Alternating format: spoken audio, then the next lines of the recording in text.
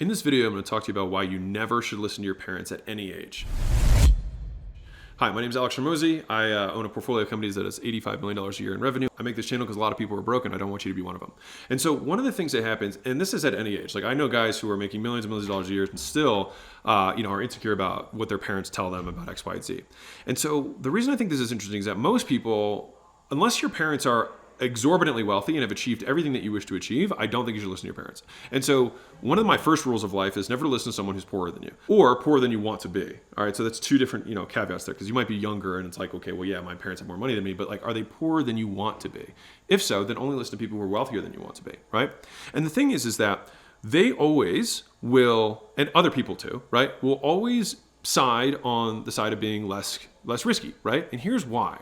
Because when you naysay, right, it's like kind of like when you're, if someone's like, oh, I don't like your girlfriend, and the thing is that if you date in general, right, and dating can apply, like the concept of dating can apply to business concepts, it doesn't really matter. But if you date, then fundamentally every single person that you date, except for the one that you marry, is going to be somebody who you're not going to be with. And if someone says, I don't think this person's good, I don't think this person's good, then they will be right literally 99% of the time, except for the one time that matters, right? Kind of interesting. And so the thing is most businesses fail. 95% of businesses fail within 5 years, right? And so most times they are correct. And so it's very easy for them to self-reinforce that they are so smart, right? And they're always right. And they can tell you, I told you so, right? But the reality is that they are wrong in the 1% of times that it matters, right? In your life. And so when I think about this, what's interesting is that like, the only way that is guaranteed to not get to success is to never take the risk to begin with, right? That's the guaranteed way of not achieving it. And I remember when I was quitting my job, that was the biggest conclusion that I came to, was that I was not happy at my current earning level, and that the only job, because there was one job that made enough money that I wanted, which was being an investment banker. So the best investment bankers can make $10, $20 million a year.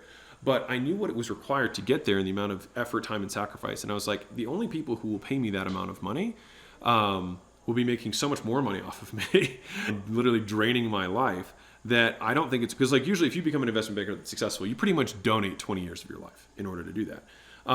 And you're really never going to see your family and all that kind of stuff. And for me, that was not a trade-off I wanted to make. And so I figured there was no job that was going to pay me what I wanted to make and afford me the lifestyle that I wanted. And so the path that I was on was guaranteed to not get me to where I wanted to go.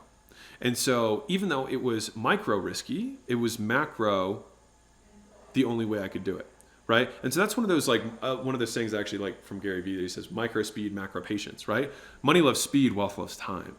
And so if we're trying to build wealth, if we're trying to build an asset, right, then we need to have time. One of my other favorite sayings that I'll share with you is you get paid for what you do, you get returns on what you own.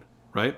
And so anyways, back to the reason why you shouldn't listen to other people is that they don't have an accurate understanding of risk. Right. And the biggest risk is not doing anything at all. The biggest risk is never dating, not that you're with this person. Right. And so Warren Buffett said, and I like this, he said, most people only need to make 4 or 5 really good decisions in their life. So think about that for a second, because I think about like that one really shook me, because I think about all the decisions that I make every single day. Right. And all the decisions that I've made in my life. And there's really not that many of them that have been the biggest levers, but the few that have been massive and enormous levers in my life. And most people don't take enough time to think about those decisions that are the massive forks in the road. Am I going to keep going in this position? Do I want to live in this city? Am I going to marry this girl? Who am I going to get into business with? What are we going to do? Right? What are we actually going to do in this business? And so people don't put enough thought into that stuff and spend all their time thinking about what next show they're going to watch on Netflix, right? Rather than thinking like, I'm going to take some time with this decision. Because one of my other sayings is mistakes love a rushed decision, right? So micro speed, macro patience. If you're looking at playing long, then you have to understand, or at least this is my 2 cents on it, is that most people will oppose you at all times. And that is because it is safer for them to do so, because they will be right most of the times. But on the 1% of times that they are wrong, it's that 1% decision saying that you're going to buy C's candies for $25 million and ends up generating $1 billion, right, in revenue. It's that one decision that they're going to miss out on. And that's the one decision that matters. And so they are 99% of the time right, but they're 100% wrong, right? And so that's The only message that I wanted to really drive home is that if you have parents who make less money than you want to make, if you have friends who make less money than you want to make, I had so many people who told me that everything I was doing was stupid. I was giving up a really good consulting job to open a gym, right? I took all my savings and sunk it into a business. And you know what? That business wasn't the one that set me free. It was four or five businesses from there. But I learned the skills that one by one, I was able to assemble on a belief standpoint of the world with the character traits to reinforce them to eventually yield the success that some people think is, cool. So anyways, I made this video because I've had a lot of younger people who reached out to me recently about this particular issue. And it's just understanding macro risk versus micro risk. Micro risk, yes, you will fail, but failure is part of the game, right? But the macro risk is that you'll never actually succeed.